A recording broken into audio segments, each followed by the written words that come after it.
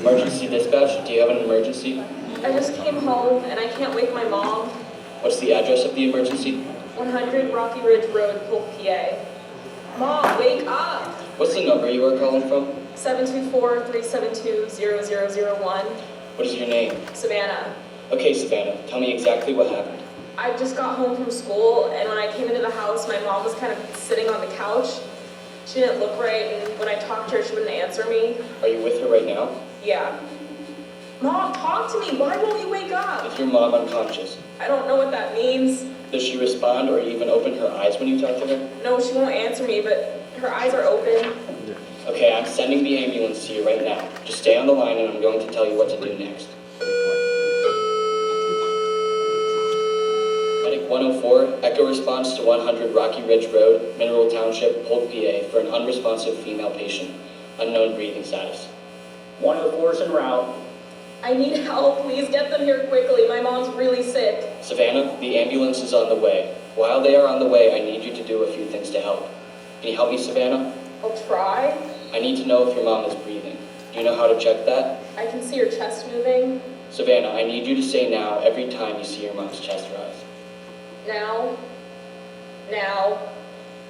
Now. Now. Now. Now. Now. Savannah, you are doing a great job. I need to talk to the ambulance crew. Don't hang up. Medic 104, your patient is breathing but unresponsive. 10-4. Mom, wake up, Mom. You're scaring me. I need you to wake up. Savannah, you said your mom doesn't look right? What did you mean? Her face looks funny, like one side isn't working right. Savannah, when you look at your mom's mouth, are both sides doing the same thing? No, one side looks droopy or something. I don't know. How much longer till the ambulance gets here? I don't want my baby brother to be scared. Is your baby brother home right now? Yeah, he's sleeping in his room. How old is your baby brother, Savannah? He's 2. Mommy, wake up! Savannah, is your front door unlocked? No, Mom always tells me to lock the door when I come home. Savannah, the ambulance is almost there. I need you to go and lock your front door so that they can come in and help you. Mom, I gotta go unlock the door. Help is almost here. Mom, I'm scared. Savannah, I know you're scared, but you're doing a great job. Can you go and lock the door? I'm on my way. I can hear sirens. Are they coming to me? Yes, that's the ambulance. They are going to knock on your front door, and you need to let them come into your house. I'm scared. My mom's really sick. I know, Savannah. Help is almost there. Ambulance. Ambulance service. Did someone call for help? Hurry up. My mom is sick. Please hurry. We're here to help. Everything is going to be okay. Good evening, I'm Josh Weaver, the Assistant Superintendent of the Grove City Area School District. I welcome you here tonight to Grove City Area High School. As I mentioned before, restrooms are right across the hall. Ask that everyone be respectful of others this evening. I know we'll be sharing a lot of information. Ask that as you ask questions or maybe share some opinions of that you do that in a respectful way. It is an honor and a privilege to host something like this at the school district. We've built a partnership with Superior Ambulance and Doug Dick over the last year, I would say. It's about a year ago, I actually reached out to Doug, knowing his level of expertise in emergency management and EMS services, and asked him to meet me for lunch. He quickly obliged, and I admitted that the school district was behind in safety planning, emergency planning, and that I needed a resource, I needed some help, and everybody told me he would be a great contact for that. Spent over 2 hours meeting that day. He joined our safety committee meeting, our safety committee team, attended multiple meetings with us, helped us design plans, helped us implement plans, helped us design drills, connected us with resources. But one of the greatest things that I believe we accomplished as an organization is our team talked about the need for people to be trained in CPR and stop the bleed. I'll never forget the conversation in the committee, and it was, well, let's just select a team of people in the building to do that with. And I said, well, that's okay, but what if some of those folks are absent that day? I said, what about our custodian and maintenance crew? Oh yeah, maybe we should train them too. I said, hey, think about it. Those folks aren't even on shift during the day when the rest of us are here. So the conversation goes. The team decides we should train everybody. We have over 300 employees at the Grove City Area School District. I meet with Doug and I said, I have a question to ask you. How do I go about training our school district in CPR and stop the bleed? He said, without blinking an eye, he said, I'll do it for you. He goes, I'll volunteer to do it for you. He goes, because I think that's a great cause. I said, I can't ask you that. That's 300 people. And we did classes, what, section 10, maybe 11 people at a time? I said, I can't ask you to do it. He goes, no, I want to do it. He said, you have no idea the capacity you'll build with that team of people by training everybody, not just internally, but as everybody goes and serves in their community, whatever capacity they serve in their community, they're going to walk around knowing CPR and stop the bleed. So I will forever be grateful, not only for the relationship that I've built with Doug, but the partnership that Superior Ambulance has built with Grove City Area School District. Just yesterday afternoon, 3 students and I took our school van, went over to Superior Ambulance, and recorded that opening for you. Students spent all morning in class designing the YouTube, putting in a closed caption, adding some sound effects. It's part of what we are really promoting as a mutually beneficial partnership between the school district and emergency service like Superior Ambulance and Doug Dick and other resources that he has. So when he reached out to me maybe a month or 2 ago and said, Josh, I'm thinking about a town hall meeting, what are your thoughts? I said, well, I'd like to host it here at the school district. I said, let's do it in partnership. I said, we're working on a lot together. Let's do it here. I have the space. We'll get things coordinated, and let's host it here. So I'm very excited to turn this over to Doug and his team tonight as they explain to you and educate this group on what he describes as the emergency management services crisis. Something that he's educated me on that I think as a member of any community we should be aware of what's going on here in the state of Pennsylvania. Doug?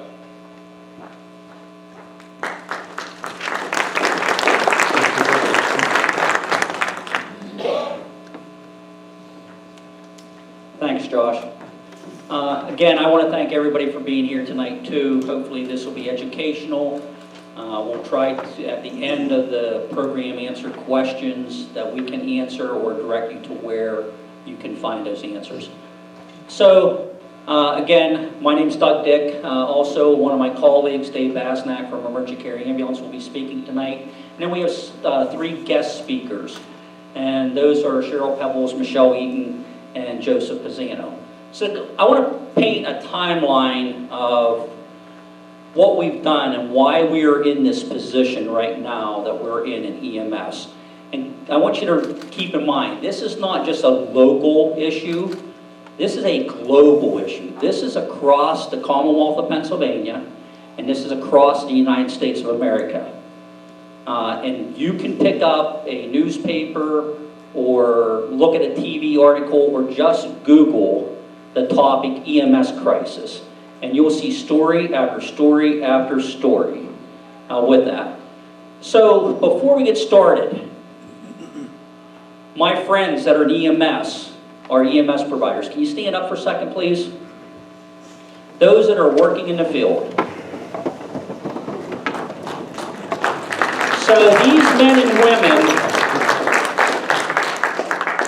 go out and risk their lives and their well-being every day of the week for total strangers. And I want you to keep that in mind as we move forward.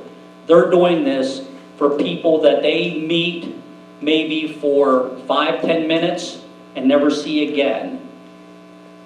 However, we may see these people again, and sometimes it's bittersweet and sometimes it is not. So with that, the time of past meetings in northwestern Pennsylvania, and I want to talk about our region. Our region is comprised of 7 counties in the northwestern PA, which are Mercer, Crawford, Erie, Warren, Forest, Venango, and Clarion counties.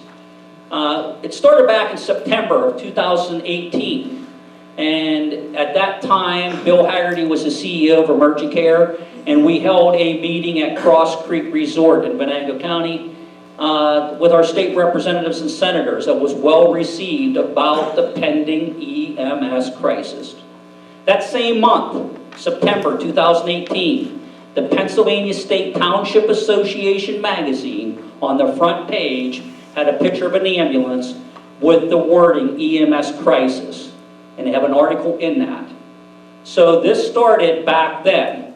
Moving forward, when the pandemic hit, and we want to put that behind us, but in 2019, it just escalated our problems. and kind of explaining why it escalated our problems. People are told, don't go to the hospital, don't go to the doctor, you'll get COVID-19 and you'll die. And it went on and on and on. A lot of places were shut down and shuttered, so they weren't doing the extra things of standbys or those types of stuff. So EMS agencies across the country lost a lot of revenue because they weren't moving patients. And my colleague Dave will tell you about how we get paid. So things really went south for EMS in 2019, 2020, 2021. And things aren't getting much better, folks. October 2021, we had a regional meeting in Sagertown, PA at the Pampered Pallet with our state representatives and senators. We explained to them what was going on in EMS across the Commonwealth and tried to give them some insight of what we might need to do. Moving forward then, May 2022, we had a meeting at the same place with our county commissioners from the region, explaining to them what was going on. And the reason why we did this is when we had the state meeting, and again, this is not putting anybody underneath the bus. Tonight we are not putting anybody underneath the bus. That's not what this is about. But our state representatives said talk to your counties. The counties said talk to your local people. And that's why we're where we're at right now. So we had ongoing meetings in the region with various elected officials to what was going on and trying to find some solutions and get this problem taken care of. So in our geographic area, Representative Tim Bonner contacted me because he was at the first meeting and said, hey, I think we ought to develop a task force, an EMS task force in our area of the area you serve. And that encompasses 22 municipalities and parts of Mercer, Butler, and Venango counties. And I said, well, we'll try anything. So we started having meetings, and thanks to Grove City Borough, we had those at the Borough building and everything. They opened up their Borough building so that we could have those meetings there. And we had dialogue ideas, and of course, over the summer of 2022, we had those meetings.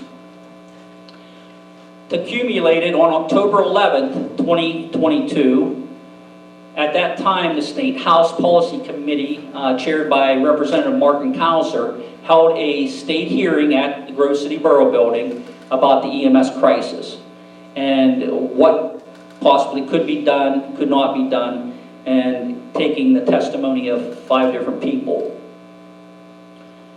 So, with further ado, I'd like to break here, and I would like to have Cheryl Pebbles come up here. Cheryl is a registered nurse, retired, and she was the trauma coordinator at her local hospital, but she has something to talk about. Good evening. Good evening. A little short on one end, sorry. I want to thank everyone for attending this informational town hall meeting concerning the current status of EMS, not just in our area, but across the nation. The information that I am sharing is from personal experience and should in no way be interpreted as representing any healthcare agency. This is my disclaimer regarding past and current status of sensitive EMS issues. Like Doug said, my name is Cheryl Pebbles. I am currently a resident of Grove City, Pennsylvania, Liberty Township, and a retired, can I say that one more time? A retired registered nurse after 49 years in emergency nursing. That emergency nursing career was in Columbus, Ohio, Children's Hospital there, and on the helicopter, Youngstown, Ohio, St. Elizabeth's Level 1 Trauma, Warren, Ohio, nurse manager for the emergency department at Warren General, and Grove City, Pennsylvania. Patient outcomes are greatly impacted by immediate intervention by appropriately trained pre-hospital personnel, as well as continued critical care during their interfacility transports. That means moving a patient from one hospital to another for identified care needed. May I stress appropriate training, timeliness of intervention, and the ability of staff to do so. A common misconception by the general public is that these elements are in place 24/7, with no wait time upon notification of 911. Unfortunately, this is not the case. Doug's PowerPoint presentation and the one that will follow afterwards will supply data as to multiple potential reasons for this ongoing crisis. My husband had a significant cardiac event in June of 2009. He drove himself to the hospital. Rapid transport to a center providing diagnostic cardiac catheterization with intervention saved his life. The care and monitoring provided by EMS during this interfacility trip and timely transport proved to be an integral part of resolution of 99% blockage of his left anterior descending coronary artery. That is known as the Widowmaker. February 29, 2012, leap year. 70 degrees, bright sunshine, a perfect day for a quick motorcycle ride just around the block. Less than a mile from home, Bob lost control on the anti-skid along the road. His Harley rolled and pinned him underneath. Local farmers saw him in the field and transported him to the ER in the back of a pickup truck. Welcome to Mercer County. His injuries were extensive, that is known in the medical terminology as a multiple trauma. This was a life-changing event for our family, requiring further intervention at a level 1 trauma center. As is common in western Pennsylvania, the sun became darkness, rain ensued, and changed to freezing precipitation. No helicopters were flying, although the criteria was met for Bob to be treated at a level 1 and rapidly transported by a helicopter. Enter available EMS, highly trained for monitoring, who provided life-saving treatment en route with this timely transport. I am forever grateful for those I identify as my EMS peeps. Always eager to learn, called to provide care in all situations and not just emergencies. Sometimes all Grandma needs is someone to hold her hand. They are always willing to go the distance on a daily basis. I am no longer actively working in the emergency department or being entertaining on interfacility trips in the critical care ambulance. I will always advocate for those dedicated pre-hospital healthcare professionals that made it possible for Bob to still be here. Important to note, outside my personal experiences, are the professional interactions that were integral in the development of our Level 4 trauma program at then Grove City Medical Center. Pennsylvania Trauma Systems Foundation approached Grove City in 2011 with data relevant to supporting local trauma care for our rural area. Level 4 was a new designation to Pennsylvania at that time. The supporting evidence noting in rural injury, it is more than the time of injury to presentation to the discovery by EMS, trained intervention, rapid assessment, and appropriate transport to identified resource level, which means don't languish in the ER of a small community hospital. We don't have what we need to help you. Get you to where you can get that expert help.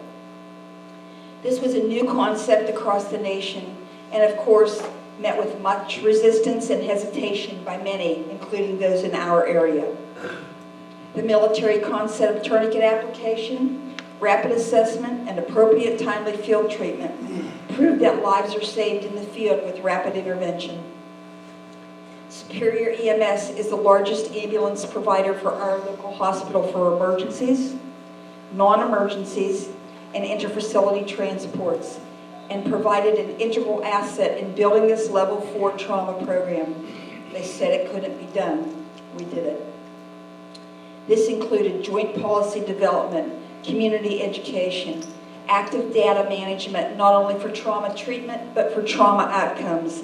The difference between being treated in a small community hospital and a trauma center gives you an improved outcome of 50%. The importance and impact of this representation was so noted in the survey report, not only by Pennsylvania Trauma Systems Foundation, but to the Department of Health. And now, each center that undergoes any survey from Pennsylvania Trauma Systems, level 1 through level 4, is required to demonstrate collaborative efforts through EMS.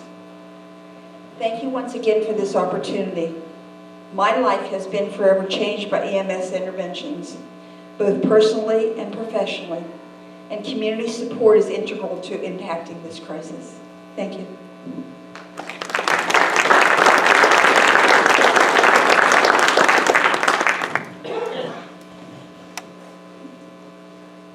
I'd like to introduce my colleague from the north area, Dave Basnack, CEO of Emergency Care Ambulance Service.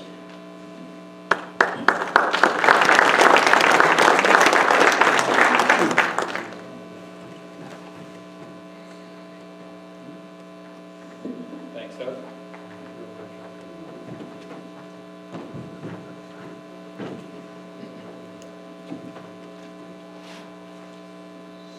Good evening. Let me do this without messing up the slides too bad. As Doug said, my name is Dave Basnack. I'm the Executive Director of Emergency Care. Long before I was the Executive Director, though, I was a paramedic and stood with a lot of the EMS providers that you see in this room.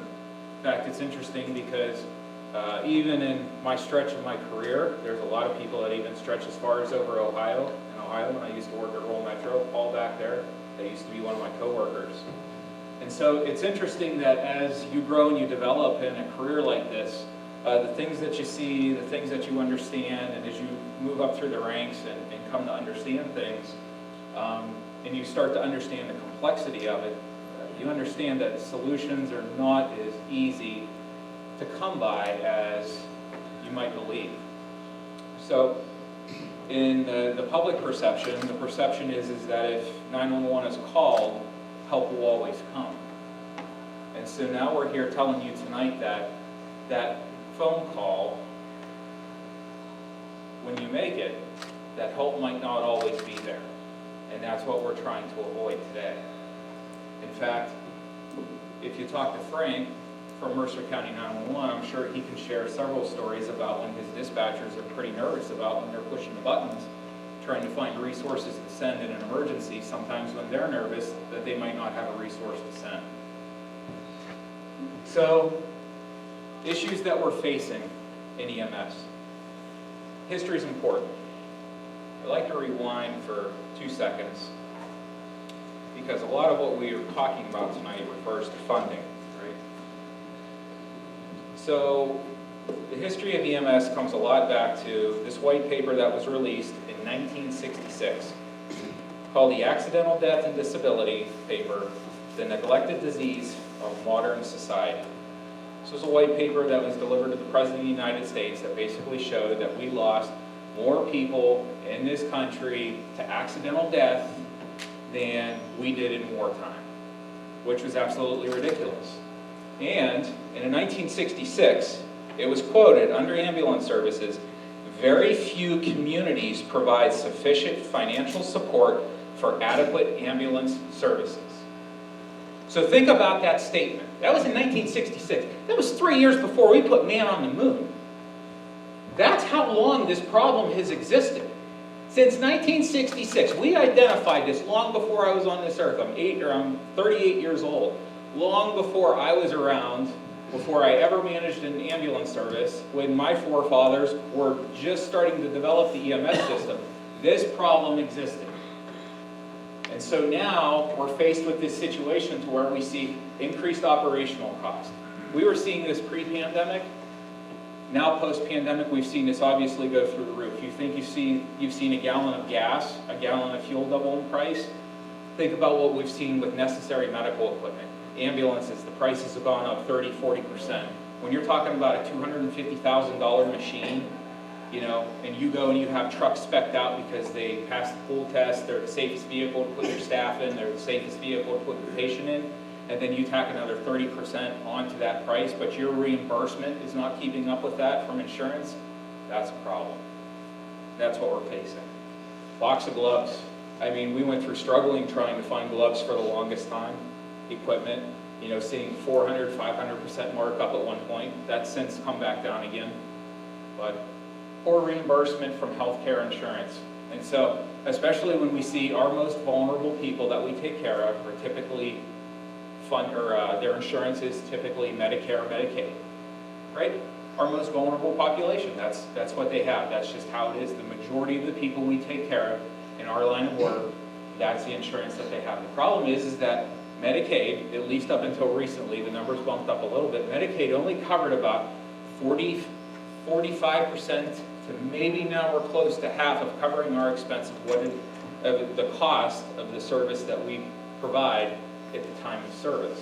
So that means that typically half of our expense for running that call and when we're reimbursed at Medicaid rates is not reimbursed. Medicare, a little bit better. Right now it's about 65%, 70%. We've seen a little bump here at the first of the year.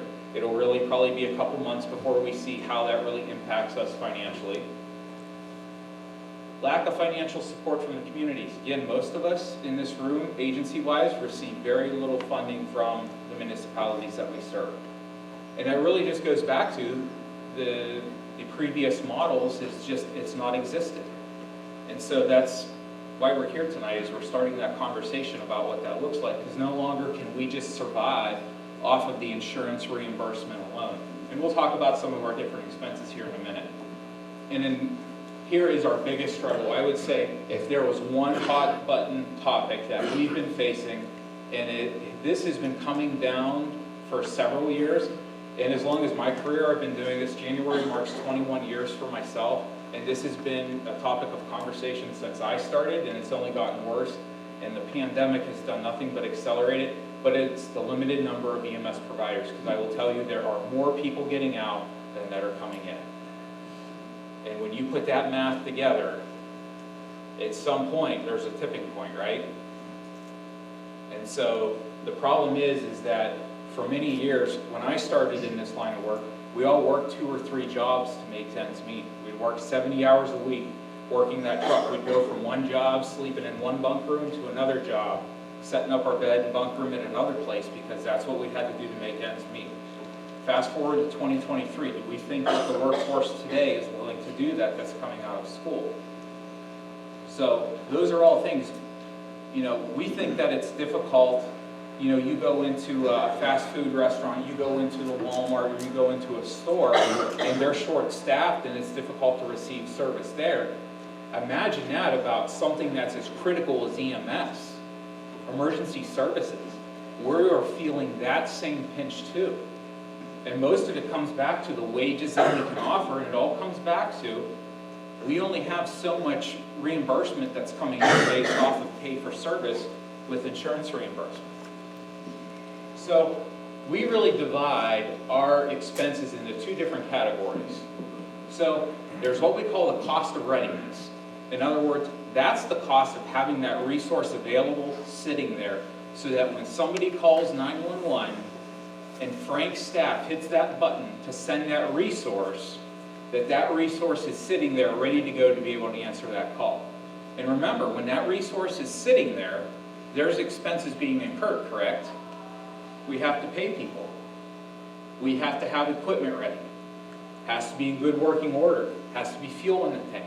You have your cardiac monitor has to be charged. You have to have that stretcher in the back of the truck. Most importantly, you have to have those 2 skilled people that are ready to go to answer that call to put the rubber on the road, right? That's your cost of readiness. Completely unreimbursed right now. There's nobody that's paying for that. How that's funded, it's coming out of what we're being reimbursed with what the cost is of providing care.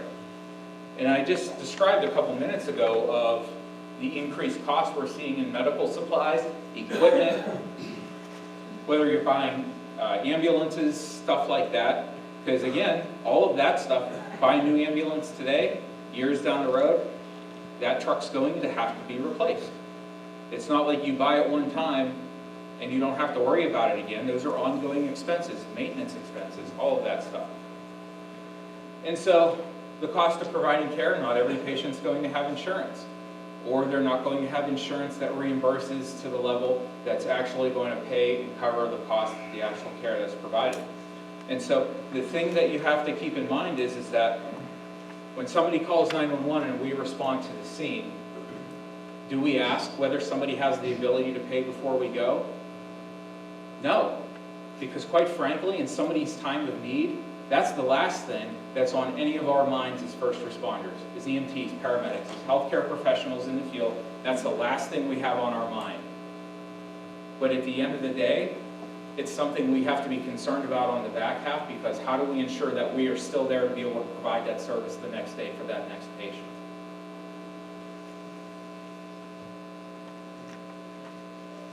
So calls that are not reimbursed. Canceled responses. So truck goes out, hits the road, gets canceled on the way. Again, who are we billing for that? There's no patient, there's no insurance to bill, there's no service provided, canceled, turn around. Still fuel expense, still personnel expense, still, equipment expense. That truck still has to go down the road. There's still expense tied to that. Nobody. Patient refusal of care. Some insurances we're starting to see, they're starting to pay a little bit when patients do refuse care. It's kind of touch and go. Does it cover all the expense? Sometimes, more often than not, it doesn't. Lift assist, welfare checks, selected standbys. Good example, fire standby. A lot of times we will spend many hours on the scene of a fire, standing by for anybody that gets hurt, any injuries, taking care of firemen, helping with firefighter rehab, just there just in case something bad happens, because obviously high acuity situation. Again, who's paying for that? At this point, nobody. Who are you going to bill? Treat and release. It kind of goes along with patient refusals, but there's certain emergencies to where we do quite a bit of treatment, even advanced life support treatment on scene.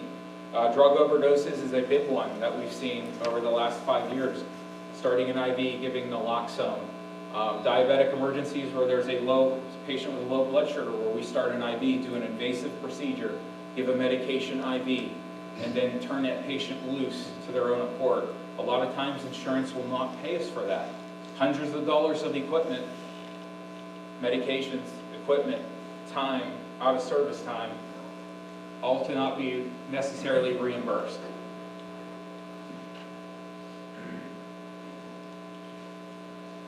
So, how to assist in correcting the EMS crisis? So I pretense this with, these are not our laws, these are not our rules, this is nothing that any EMS agency came up with. This is what's on the books in the PA code in Pennsylvania of what options there are out there for municipal funding. Okay? So, property tax, local services tax, contracted fee per residence, if it's sort of an authority model. There are some options out there. All of them involve some sort of tax, some sort of authority, some sort of assessment. Again, nothing that we're very crazy about, that we like to entertain, that we even like to talk about. I mean, it feels crazy even having to talk about this, because we're not the individuals that wrote these rules. We're not the ones that produced these options. But when it comes down to what the options are that are out there, that are on the books and on the law, that is permissible, these are the options that are out there. So essentially with option number one there, boroughs, municipalities have the ability to implement a half-mil tax on their municipality. And so whatever their millage would be, that half-mil could be used and put towards emergency medical services. So all depends on what the tax base is, the assessment, the assessed value in that particular municipality would be what that looks like. There are some areas that have increased that millage, which they can put on the ballot, and the residents of that municipality can vote on, and they can increase that. But again, that takes an action, a further action of government. LST tax, law requires 25% of those funds to be directed to emergency services, but that's also inclusive of EMS, fire, and police.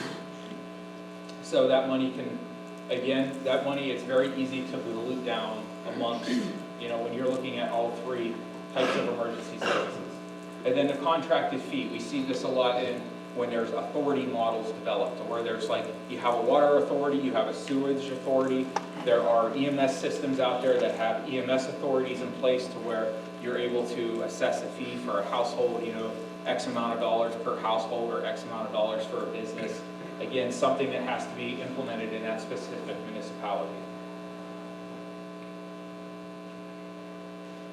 But the situation really is critical in where we're at. And so where this comes down to putting the responsibility onto the municipality is right into the PA code, whether you're looking at the borough code, the township code, city code.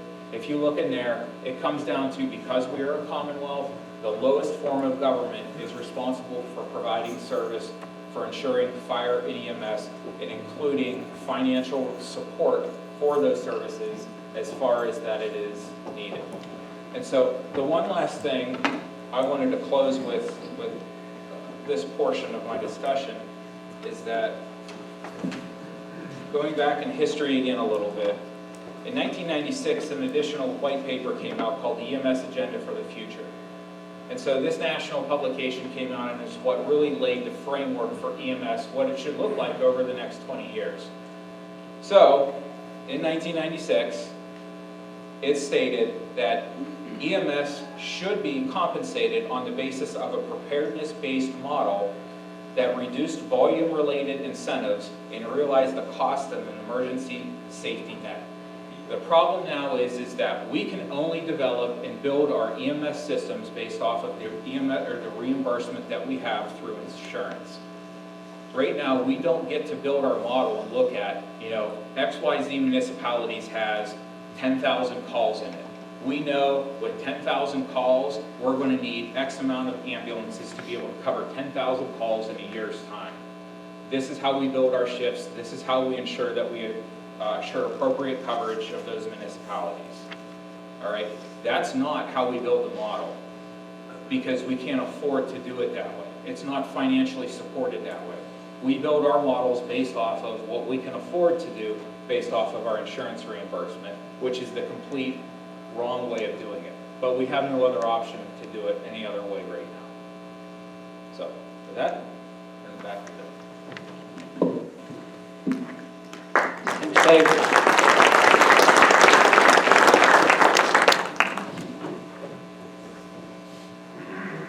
Okay, so again, several ideas have been discussed about that financial ability. I'm sorry, let's stop here.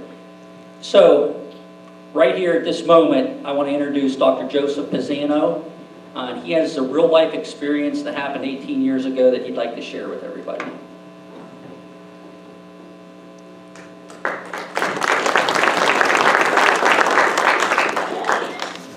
Thank you. And thanks for inviting me here to speak today. If you would, I'd like to set a scene for you. So I'll just ask you to clear your minds and whatever you're currently thinking about, just move a little bit to the edge of your seat, but don't get comfortable. Try to stay focused with me as I tell you about what was perhaps the most terrifying day of my life. Imagine a beautiful, warm, sunny Grove City day. I know there's not many of those, but it was, and it was the end of summer of 2005. We're on campus at Grove City College at one of the marching band football fields, as I like to call them. I was a band director there. It was right across from Madison, near where the cornfields were. It was a great day for band. I always used to say that, especially to the students. I was a little bit younger. I was positioned on top of the hill overlooking a couple of the fields. Some of you know where that is. It was a band rehearsal. We were having a great time. There were 200 students there on the field. And they just finished playing some beautiful music out there, and that's when I heard the scream that happened. One of my students ran up to me and was yelling that there was a wreck, there was an accident. She said, "Grab the med bags and let's get over there." So allow me to pause for a minute while I tell you why we had med bags. I had just become an EMT the year before, and I simply just wanted to help people. I did a little bit of riding with the ambulances, but I was around kids, I was around old people, and there were just people seeming to need help all the time, and I didn't want to be that guy that didn't know what to do out there. So with that, I really encourage CPR and first aid among all of my students, anybody that worked for me, anyone that was a manager that I had. So our first aid bags, our med bags, they went with us wherever we were. This is the first link in what would become a miraculous chain of survival. This link was placed and it was set. So I find myself running over to Madison. I see a car off to the side and a man just outside the driver's door holding both sides of his face in distress and walking in a circle. I see a woman across the way motioning and horrified. Turns out it was my wife. I run faster. I see a tiny ball of human crumpled up. And I say to myself, apparently I learned later I wasn't saying it silently, please don't be Joseph. Please don't be Joseph. As I fly across the street, my wife's, any parent's worst fear had been materialized. It was materializing in front of me. That ball, it was Joseph. It was my son. He was barely 5 years old in front of me. Blood coming out of his mouth, his ears. He's barely conscious. I'm thinking, does he have an open airway? Is he breathing? My mind was spinning at the time. As I ran over, I saw my sister-in-law, Heather, frantically showing me her phone. She was getting ready to call 911. I said, don't call 911. Call 458-5350, 5350. That's the number to Superior Ambulance. It still is. Found out much later that her call arrived 3 minutes faster than all the other people that were calling 911 at the same time. Time was critical. Who would have known that as an EMT, my first truly critical patient would be my very own son? Another link in the chain of survival had been placed. Everything you know, everything you trained for, in that instance, I was a dad. My mind was overwhelmed. I reached down, and in his last moments of consciousness, I put my hand on him and said, I love you. Your mom loves you. I said, Jesus loves you.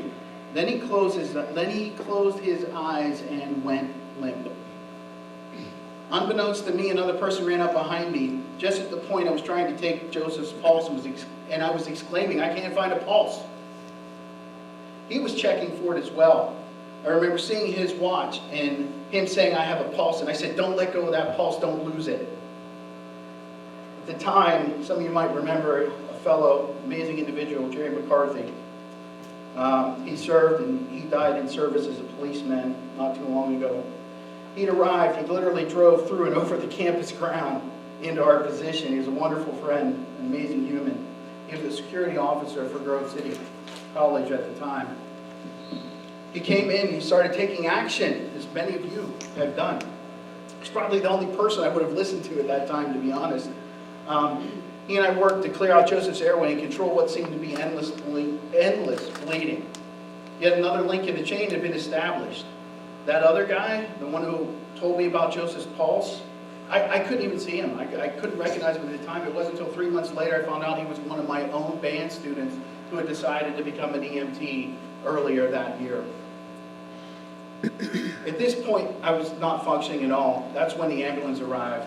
Like a scene in a movie unfolding, I saw Doug Dick and his partner jumping out of the ambulance, throwing open the back of the doors and come running. I remember telling Doug that that was my son. He looked at me, put his hand on my shoulder and said, Joe, we got this now. We need you to step aside. They arrived on the scene in what could have been no more than 5 minutes. I'm not sure. I was going through my second eternity at that point. Doug's team quickly stabilized and loaded Joseph into the transport. They continued their treatment, and I jumped into the cruiser with Jerry and followed them to the ER in Grove City. The chain of survival now became stronger. During that less than 1 mile trip, I had a few scares along the way, and some of it was Jerry's driving. But at one point, the ambulance stopped, and in my mind, there's only one reason to stop an ambulance in transport, and that's to perform defibrillation. I was terrified. In what seemed like another eternity, we arrived at Grove City Hospital. There was an ER team standing at the door, ready to go. I saw Doug and his partner get Joseph out and begin to transfer to care as Jerry whisked me inside to keep me from fracturing. This was in less than 10 minutes. I heard a helicopter, and it landed. Doug had pre-radioed stat medevac to and before he arrived on the scene. And then when he went en route and saw what was going on, he called them in. It was amazing. I boarded the helicopter along with Joseph in what was no doubt the most amazing 3-person in-flight team that ever existed. During the entire flight to Children's Hospital, every 3 minutes, the pilot radioed in and said 5 souls aboard. Every 3 minutes, 5 souls aboard. I remember thinking, my God, please don't let him say 4. Please don't let him say 4. Although we made a short stop at Grove City Hospital, and they did a lot there, with this team, the pre-hospital chain of survival was completed. There were many things that happened after we landed on the roof of Children's Hospital on that bright sunny day. We were informed that Joseph had suffered extreme traumatic brain injury in addition to a host of other physical damage. Just prior to the accident, Joseph, a young 5-year-old boy, he was just excited to hear the band. He wanted to see his dad on that sunny day so much that when he heard that music, he darted across the street before anything could be done. It was the very definition of tragic. Everything that happened that day was a perfect example, maybe even a textbook example of a healthy, working EMS system. It's a testament to Doug. It's a testament to EMS, hospital care, and simply good people. My sister-in-law, she made a call. Doug and Superior Ambulance answered. Everything worked because it is designed to work that way. Time matters. EMS matters. Everyone that supports EMS and is a first responder matters. Can you imagine what you would do if you needed that and nobody was there to answer? I'd like to quickly finish my time by saying that during our month in Children's Hospital, my wife and I, we were told that Joseph would not survive. He may survive. Take every minute you can with him right now. Then we were told that he would be paralyzed, possibly a quadriplegic. We were then told that he would likely have severe cognitive problems. Later, as he miraculously improved, to the astonishment of the hospital personnel, Aaron and I would have to reteach him all that he had learned. But he survived, and he then thrived. I've only ever allowed myself to take one picture of Joseph during that time because I couldn't bear remembering him in the hospital like that. And I took this picture. This is the only picture I have of that time, and this is the day that we left the hospital together with him. 5 years old. So I'd like to publicly thank Doug and his team, everyone that helped to obtain the best of all possible outcomes for Joseph's life and his vitality. Without all of those survival chain links, without all of those people, without all of that system, I shudder to think of the outcomes. I'm beyond proud to say that 18 years later, Joseph is doing well. To this day, he's had little adverse problems related to the accident other than some permanent minor hearing loss caused from the impact.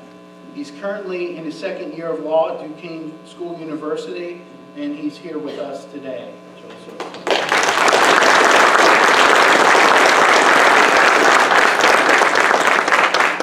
I sincerely thank all of you, and for those of you in the community, I can only tell you to think about everything that's being done here today, and think about what it means, and think about the necessity of it all. Thank you, Doug.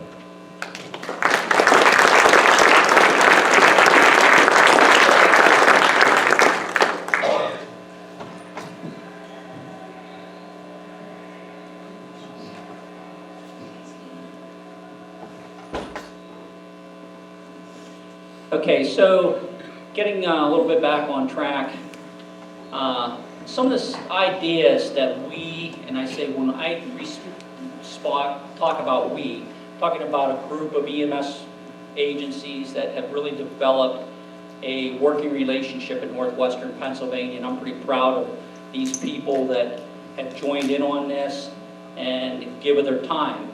But some of the ideas that we brought up to our elected officials, just so everybody has an idea of some of the solutions that we gave, was we talked about an additional cell phone fee to go directly to EMS.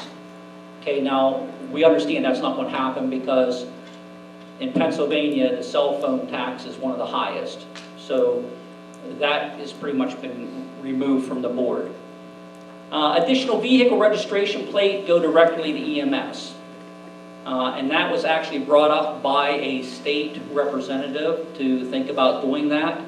However, the problem is, some of you, if you live in specific counties, they have a $5 fee assessed to your registration plate on all vehicles that goes to their roads and bridges.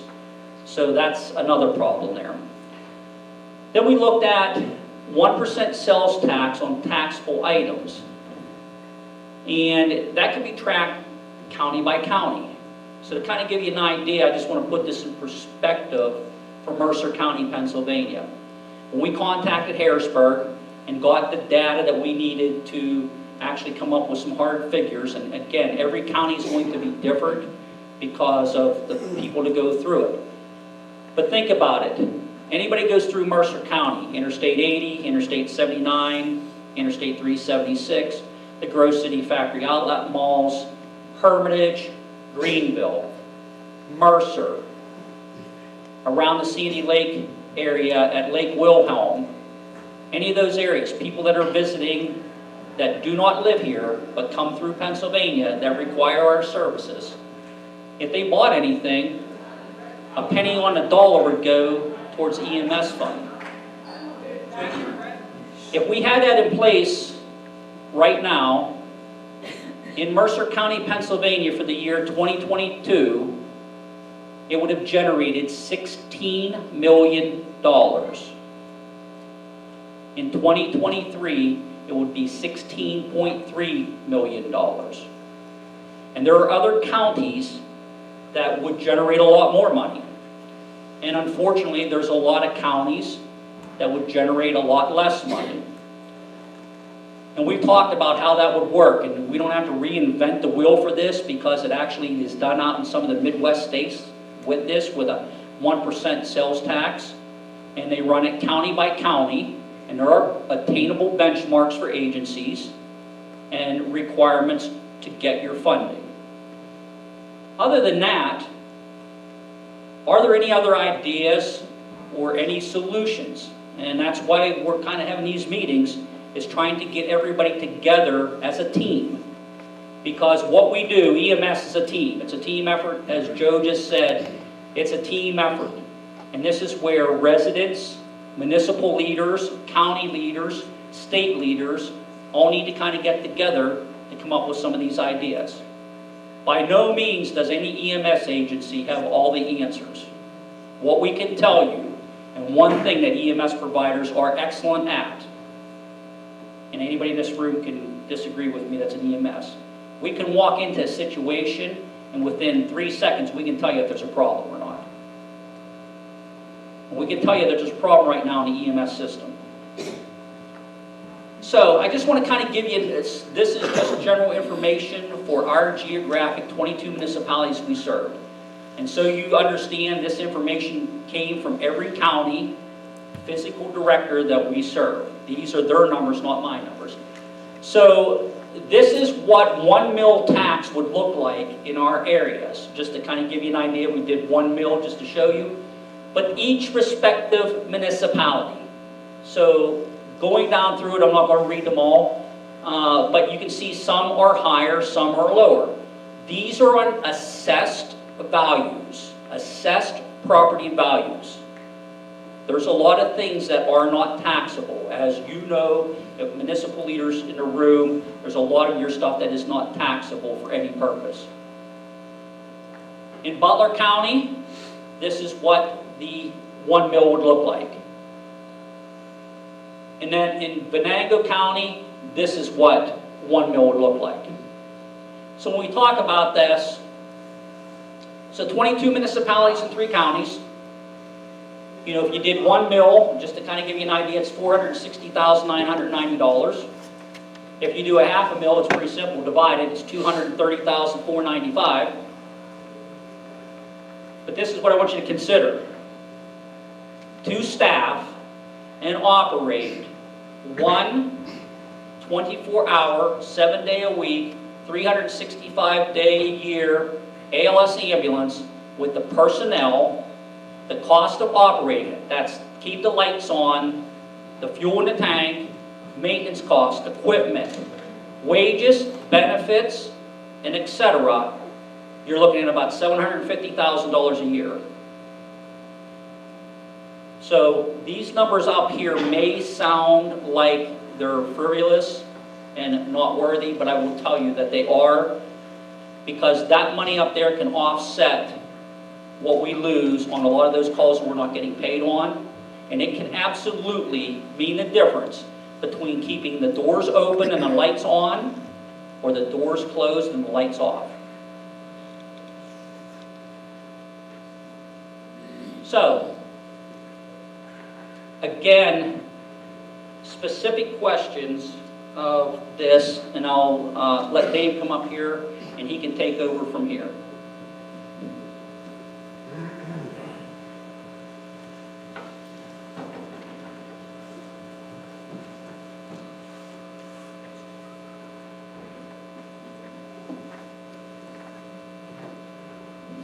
So where we really need your help from here is engaging your municipal leadership, your state legislators.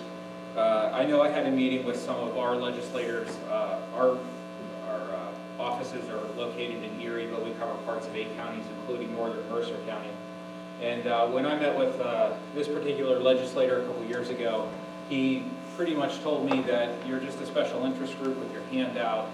If I don't hear it from my constituents in the community, then it's not a problem until I hear it from them.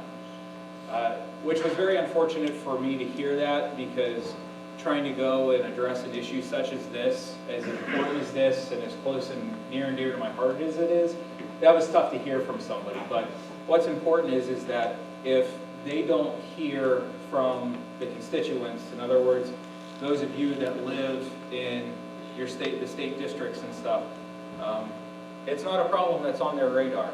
And this is something that needs to be front and center on their radar, because this problem is coming, and it's coming very, very quickly, and it's getting worse at a record rate.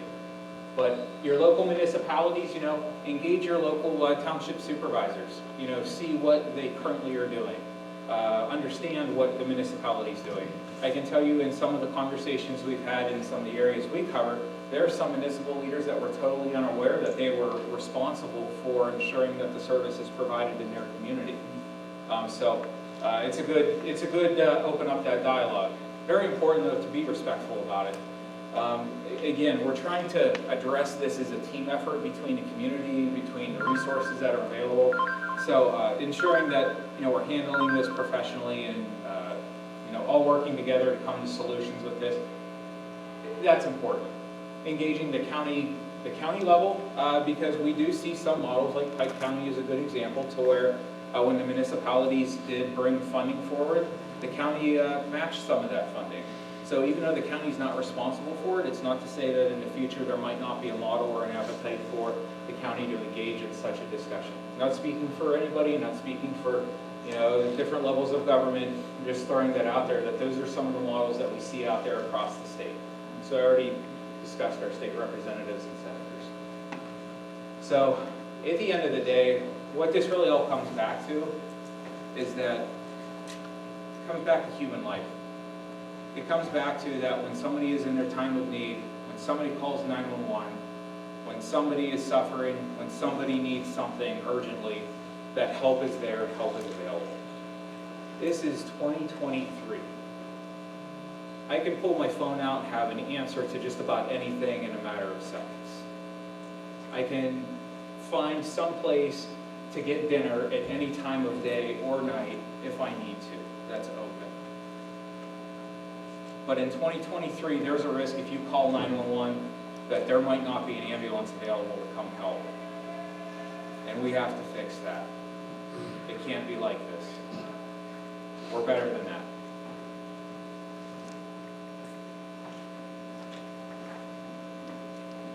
So at this time, I'd like to bring up another one of our colleagues, Michelle Eaton.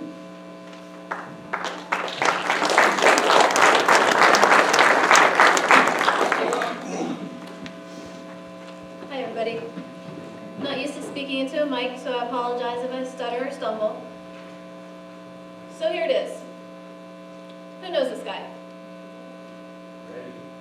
Yeah, I see lots of happiness as you look at this picture, because why? Because this guy is somebody that we all grew up with, or maybe you had children that grew up with him, and we learned so much from him, right? And one of the things that we learned from him was safety and security, right? Because we knew that we could come home from school and we could watch him on TV, and he would teach us about using our imagination, or maybe he would teach us about how a factory worked, right? He taught us to value ourselves and to love ourselves and to take care of ourselves.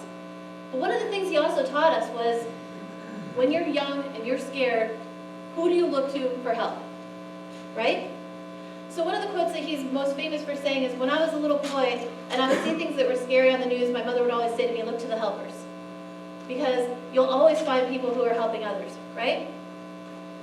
But what we're talking about tonight is something that's pretty scary. And that's the idea that maybe you call for 911 and the helpers aren't there. And realistically, that is what we're looking at.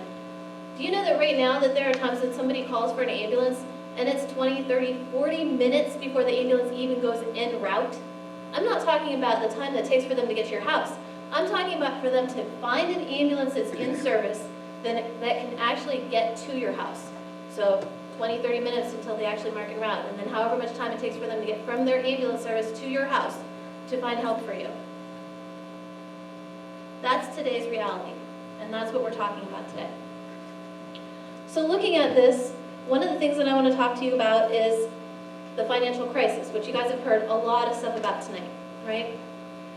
And there's a lot of scary facts coming at you, and there's a lot of information coming at you, and all this stuff, and you're probably still trying to sit there and figure out, okay, at the end of the day, why are they asking for more money from us? Why are they asking the general public to help supplement them with funding? And maybe you're still just trying to figure out that kind of stuff. And you've heard the facts and the figures, and you've heard multiple speakers and stuff like that, but really, let's put it into context, okay? To those of you who are still on the fence about things, I want to ask you, how much do you value your loved one's life? How much would you be willing to pay as you watch your family member struggle to breathe? How much would you pay in that moment to have somebody there that could help take care of them? How much would you pay in that moment as you look in their eyes and you see how incredibly terrified they are? How much would you pay to have somebody walk up to you and say, I'm an EMT, I can help. I have equipment, I can help. What can I do to make this better for you? How can I make this situation less scary for you? What would you pay for that? Okay, so right now you're thinking, well, I pay everything in the world because I love my family member and I want to take care of that situation and I want to make it better and I want to fix that. I want you to hold on to that passion, and I want you to talk to your state representatives, and I want you to plead that to them. Tell them, I want to work towards this right now. Okay, so that's one part of the problem that we've been talking about tonight. And honestly, I'm going to tell you, we have heard some very strange scenarios for people telling us on ways to fix the overhead cost. So some of them, they're interesting, but some of them are just downright offensive. So we've had people actually tell us, you know what, Doug? Instead of having 3 crews on during the day, I want you to take it down to 1. You do that, you don't have to pay as many people, right? So if you don't have to pay as many people, then you don't have to worry about the money. Okay. But when that one ambulance is out of service, and now we're tapping up to the next ring, and that next ring might be 20, 30 minutes away, what then? Okay, so then we've had other people say to him, you know what, take your people, instead of having them be full-time and giving them benefits, you know what, they're not really worth that. What I want you to do now is I want you to make them part-time, and then that way, because you don't have to have as many staff members on, you don't have to worry about the money of paying for their benefits. Let me ask you guys this. If your boss came to you tomorrow and said, you know what, I either got to cut your benefits or I got to close my doors, I want you to work part-time hours, and I want you to struggle and have to work multiple jobs in order to make ends meet, how would you feel? How would your self-worth feel about what you were doing? So during the pandemic, we saw a lot of things, and we saw some weird stuff, and I know everybody in the world has saw some weird stuff, right? And right now, everybody's looking at it, everybody's saying to you, I'm short-staffed, I need more people. You drive down Broad Street, you see now hiring signs everywhere. So we know everybody is short-staffed, right? And maybe one of the things you're thinking about is financially and trying to figure out how you're gonna staff your ambulance and money for that stuff. But one of the things that I want you to know about Doug, when he's up here and he's asking for your support, is that during the pandemic, he kept every one of us still staffing his trucks. Every single one of us. Yeah, he had to drop us down to our regular 40 hours. We weren't allowed to work overtime. And that did hurt a little bit. But you know what else he did? He actually went to the bank and he got a loan. He got a loan so that he could make payroll so that he could still support us. How many of you guys work for a company and work for a boss that is willing to go out and take a personal loan so that he can keep you on staff, so that you can keep feeding your family, and so that you can keep having a paycheck, and so you don't have to worry? How many of you during the pandemic had a boss that even said anything like that they even cared about whether you were surviving or not, or how you were doing mentally through the pandemic? I have a lot of respect for this man right here. He has done a lot to fight for our community. He has done a lot to fight for the EMS providers in this room. And not just in this room, but globally. But the thing is, I'm digressing a little bit here, because my topic was supposed to be about education. You see, my role in EMS and my role at Superior Ambulance is the Director of Education. So that means I get to meet the people who are excitedly coming into the field and who are saying to me, I want to be an EMT, teach me everything. And I get to see all these people come back from calls as they do the first time they put a nasal cannula on a patient, and they are so excited. Or the first time they took a blood pressure in a moving vehicle, and they are so excited to share their experiences. In fact, I have a couple of students in the room here, and one of them is giggling quite a bit, and I'm calling her out. But it's exciting, and it is the best job in the world, because you know what? I get to meet all these people as they're coming in, and then I'm lucky because I get to see them progress on. See, we scoop up a lot of our employees. So a lot of the students that you see, they then become our employees, and we get to work with them, and we get to encourage them to go on in their certification and become advanced EMTs. Sometimes they go on and become physician extenders, and in some cases, we've even had some go on and become physicians. And that is because of the stuff that my coworkers teach to them. That is the stuff that those men and women who are sitting in that back row kind of trying to hide, that is the stuff that they have encouraged in those people so that they want to stay in the field and they want to do more. And that's pretty awesome. Because you see, in this field, this is not a job where you wake up today and you go, you know what? I want to be an EMT. I'm going to jump on the rig and I'm going to be an EMT. So you go to Doug and you apply tomorrow and you say, okay, I'm street worthy, let's go. This is not that job. This job takes so much. All right, so an EMT program is about 150 hours, so that doesn't sound like a lot, right? 150 hours, oh, no big deal. Yeah, but the thing is, do you know what you learn in that 150 hours? You learn about how to take vital signs. You learn about oxygen. You learn about medications. You learn about patient assessment. You learn about how to deliver a baby. You learn it all in this very short period of time. And then after that 5.5 months, you're expected to get onto the truck and fly solo and go out there and start taking care of real patients, real people who are looking to you with pure fear in their eyes, and you're going to be there to be the one that helps them. You are the helper, right? So that's the cool thing that I get to do with my job. But for those of you guys who are sitting in the audience, you're still kind of figuring out, what is EMS? How does it reflect in my life? What is the big deal about not having staffing? The one thing that I want to tell you about EMS is it changes you. And I don't mean just superficially, like, you know, we get the freshman 15 as we do the field, right? So we eat a lot, so we get fat. I'm not talking about that. I'm not talking about the stress, and I'm not talking about the sleep. What I'm talking about is you at your core. I can't begin to describe to you what it's like when you walk into somebody's house and you're walking down the hallway, and on the wall are all these pictures, all these memories of that person's life, all their love, all their family, all their happiness, all of the knickknacks that you see, all those things that they treasured enough that they collected them over the years, and they're putting them out so that when visitors and guests come to their house, this is what they see. This is their introduction to this person. We see that. I can't explain to you what it's like when you walk into somebody's room, into somebody's bedroom, and you see that look of pure terror on their eyes because they're struggling to breathe and they can't. And they are now looking at you going, please help me. You are the person that is here to save me. I wish that you guys could see that. But the thing is, all of those calls, whether it be the car accident and being able to have the awesome follow-up and know how things turned out with him, or whether it be, again, car accident or cardiac, getting the follow-up, I wish you could see that stuff. I wish you could understand that stuff. But those calls, the minor call for grandma who's lonely at home, who's calling you because she just needs someone to talk to the horrific car accident, or to the horrific cardiac event, or to the stroke, all of those calls, every single one of them stays with us. We may not remember your name years down the road, but every single one of those calls help us to become the paramedics, the EMTs, the advanced EMTs that we eventually will become. And I call those our pocket calls, and here's why. You respond to that house, you respond to that loved one, and you're looking at them, and your mind does this weird thing where it takes a picture of it. Now, for those of you who are young in the room, I'm going to explain to you what a Polaroid is.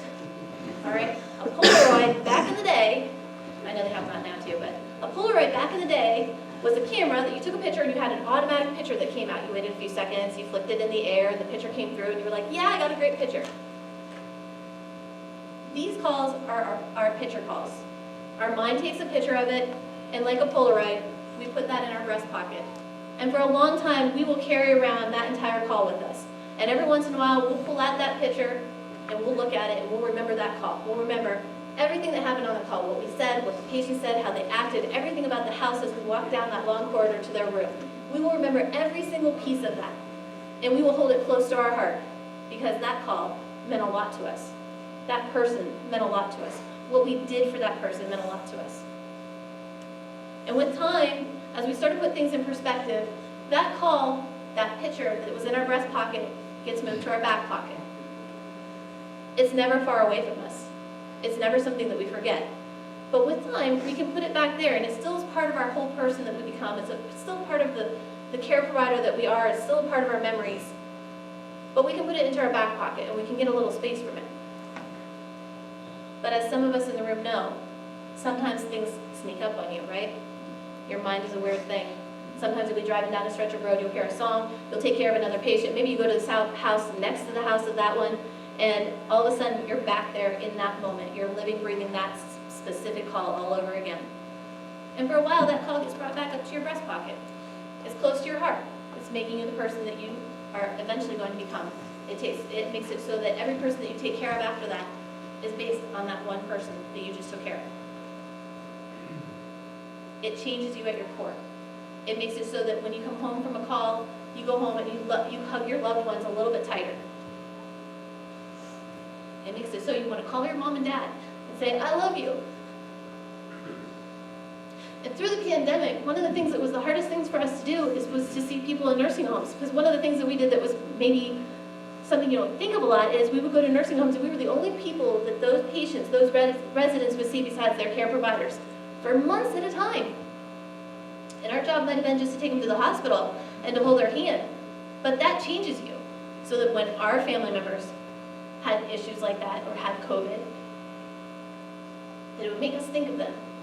And that patient would dictate how we would take care of our family, or how many times we would call home, or how worried we were about our parents going out into the world with the whole pandemic going on. This job changes you at your core. It's not a job that people take lightly. And so I'm going to ask you guys, we need helpers.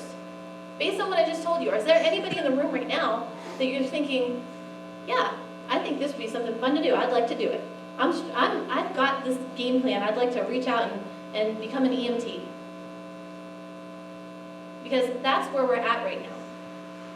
We have people who think they want to get into the field, and they realize that it's not just lights and sirens running down the road. It's much more.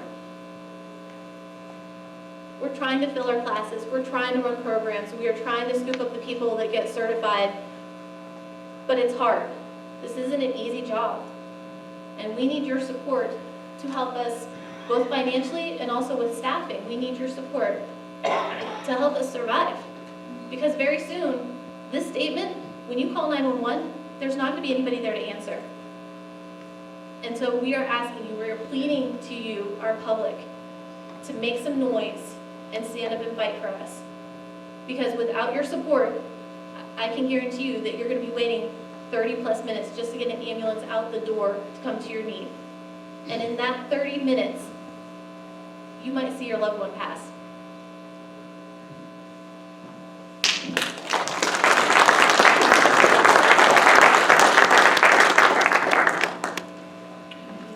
So, I just want to thank everybody for coming tonight, and I can tell you some of our colleagues here from other agencies, I'm sure if you ask them, each and every one of them are struggling with the same things that we've talked about, staffing and keeping the lights on, the doors open, and unfortunately, across the Commonwealth, we are losing ambulance services. Ambulance services are shutting down.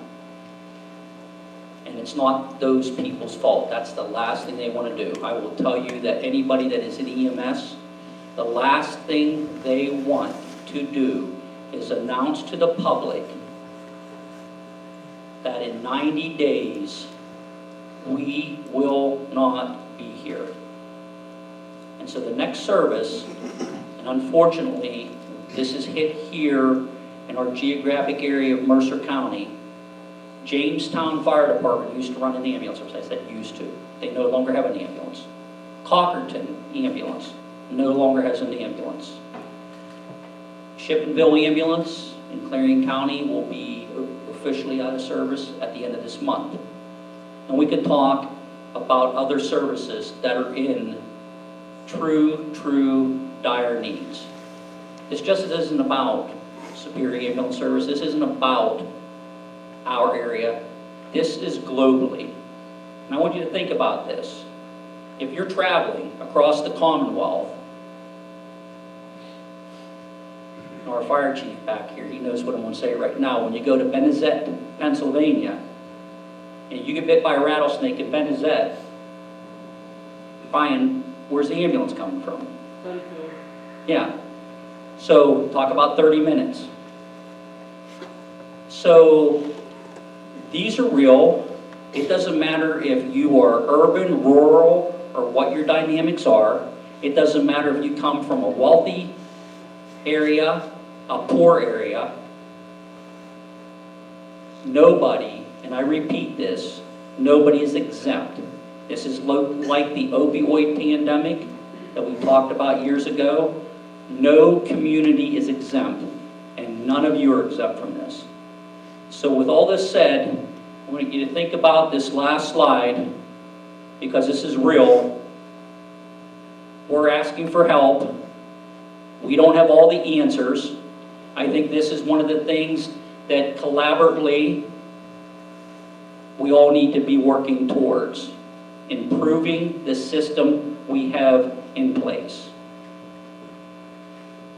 So Mr. Porter,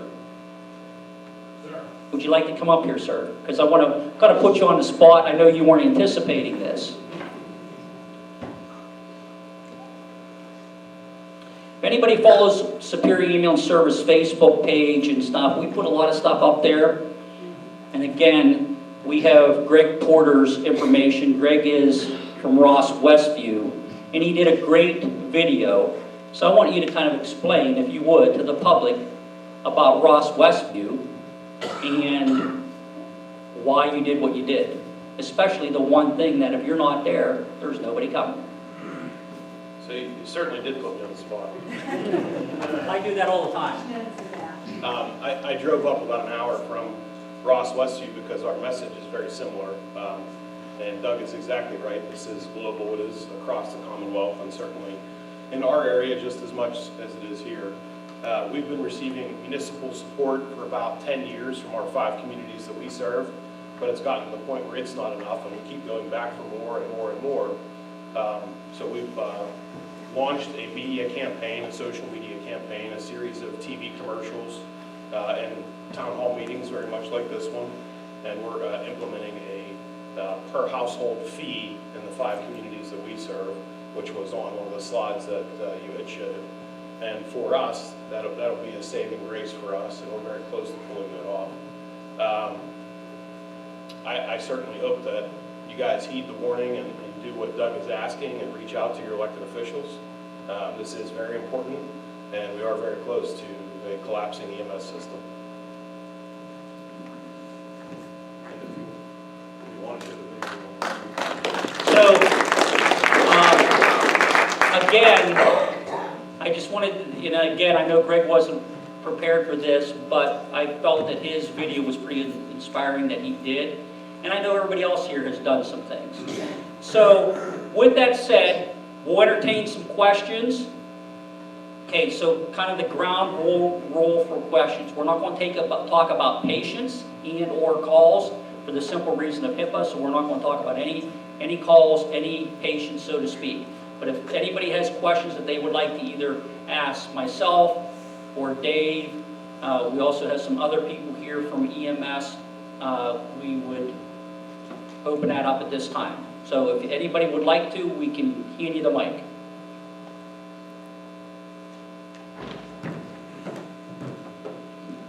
This is for Greg here. You said that you're going to do an assessment or a fee of some set. How do you have that set up?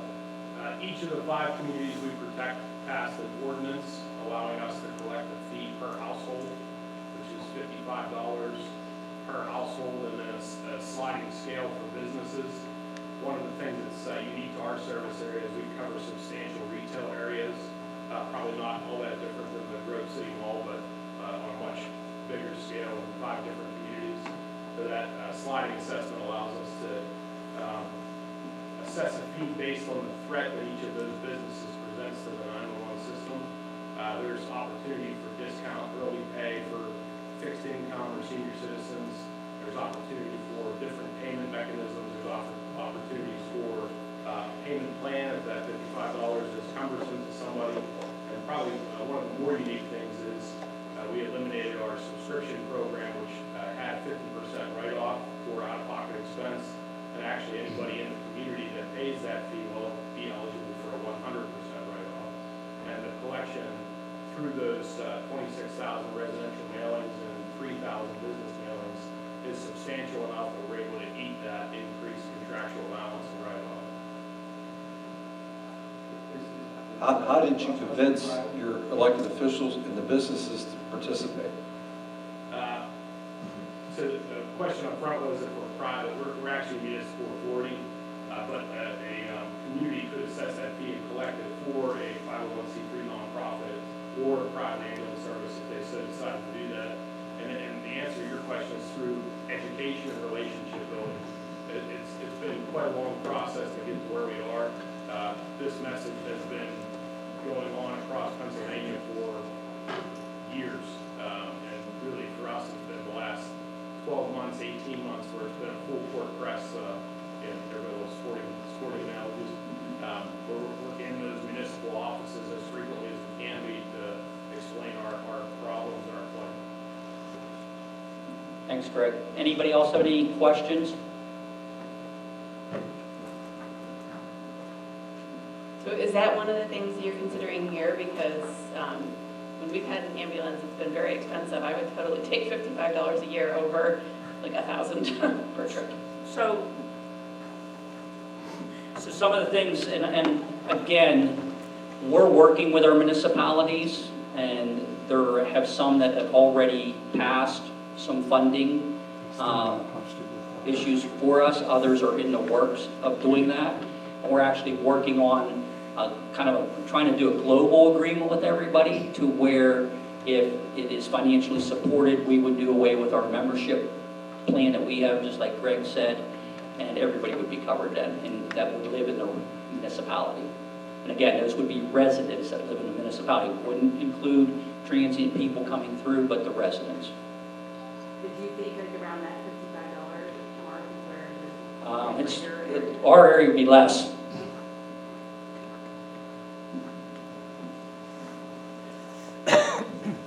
My name is John Burke, I'm from Jefferson Township. I'm a township supervisor over there. So, and I've been to the meetings at Grove City, and I've talked to Doug personally about this, and also talked to Frank Chinetti, our emergency coordinator. And you know, I guess I've had some thoughts, and I guess I just throw them out there for the room, just to continue the conversation. I know in some of the meetings, you know, a lot of the things that aren't getting reimbursed are like interstate accidents. The private insurers aren't reimbursing if they're out of state. That's an issue that our state doesn't go after those people that don't pay. And stop me if I'm wrong on any of this stuff. You know, the canceled responses, the patient refusal cares, the lift assist, the welfare checks, the standbys, the treat and release. You guys aren't getting refunded for any of that. So I guess, you know, in a municipal authority, if there's an overfunding of that, it's to the benefit of the municipal authority, and there's public records for all that. The concern I've had is, and as we've gone through these discussions, is that I'm a private business, small business owner myself, and I'm the biggest fan of small business there ever could be, and I don't want to, it feels like we're on the road to a single payer type of a thing, to where this is like a death knell for these small businesses that are running ambulance services. I realize it's a death knell either way, but I feel like what we're talking about in organizing this is going to create a problem down the road. I guess what I was wondering is there something we do from the county level to collect these fees and then set up something to where those types of calls you're not getting reimbursed for, there's a reimbursement rate. 911 knows what type of call it was. It knows how it was, who answered the dispatch. It knows how it was resolved. Was there a patient that was transported? It would seem like maybe quarterly you guys could go to the county, maybe it's something through EMS or, and we would just reimburse you as a people. We would reimburse for those types of things that you're not being reimbursed for already. Because I guess the concern I would have is it's just kind of like what Greg said. We're going to plug the gap here, and then all of a sudden everybody's going to realize that we filled that gap with taxpayer money, and they're going to say, oh, well, that worked being underfunded before. The next time Medicare rates need to go up for something, it's not going to be EMS care because these taxpayers will step in and fill the void. It's going to be the doctors in the hospitals screaming the loudest. And I mean, my wife's a physician assistant in a family care practice, and like the system is constantly overwhelmed with people that think they have a cold coming on. I mean, it's just, so I don't know how we solve this problem. We've created a supply issue without putting any way of hampering the demand. But I just don't think that, I don't think I'm comfortable with just stroking a blank check to a private business. It's not a question, it's more of a statement. Yep, and we've had these conversations before. So this system is flawed, okay? And I'm not going to get into why the system's flawed because there's a lot of pieces to the integral puzzle here. And I think this is where, and I've said this, do I feel that the municipality should accept the full burden? Absolutely not. I think there's a wealth of finger pointing that could go in all kind of directions, okay, without getting into that, because I do not want to get into that. But I think what we need, and this is where everybody needs to come together on the table, from residents of any municipality, to municipal leaders, to county leaders, to state leaders, to those providing the service, whether it be EMS or fire, no matter how they are organized. Because if you go back into those two statutes, again, as Dave Basnack said, there isn't an EMS provider in this room that had anything to do with writing the statutes. Those came from your state representatives and senators. And it doesn't say in there that you have to pay a nonprofit, or you have to pay a 501c, or you can't pay this person or that person. It says you shall and you are responsible, financially and administrative, to provide these services. So maybe it's time that we talk to our state representatives and senators about getting some laws rewritten. I mean, that's a start. But I guess for our residents, I have the same question that she had over here. She got a $1,000 bill for an ambulance service. I've heard no one say that the $55 fee or the $500 tax, we're going to tax you, and then we're still going to send you, your insurance company's still going to send you a bill for $1,000 for that co-insurance. I mean, I don't think that goes away. How's that working? In our situation, it does. What goes away? Explain what goes away, Greg. So we collect the benefits that the beneficiary is eligible to receive. So whatever your insurance company would pay us, we would take. What you would not get is an out-of-pocket expense bill or co-pay recovery. With a $55 fee. Correct. I will vote for that. Yep. I mean, that makes sense to me. You're essentially buying an insurance policy. Yeah. Right. And again, those are things that have been thrown out there, of different things. And again, this is open. please keep this in mind. This is something that we want people to think about and have these conversations and dialogue and think about what can be done. And as you said, you know, we're plugging holes, and I get it. We are plugging holes right now. Right, and actually it's like having a colander, except those little fine holes now become quarter-inch holes. And it's only going to get worse. So again, I think that, you know, we have a lot of work to do, honestly.